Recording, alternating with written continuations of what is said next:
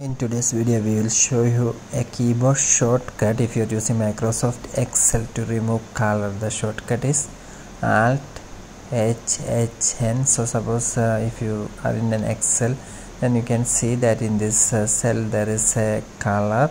So if you want to remove this color using a shortcut key, then you can try a shortcut method. That for this you must go to your computer keyboard, and this keyboard you can see this is the Alt key. So you press the Alt key, at the same time you press H key one time, again you press the H key, then you press the N key. After that you can release your finger from this Alt key.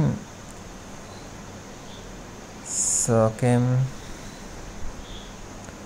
I'll show you how to remove this. First thing is that you must click that cell.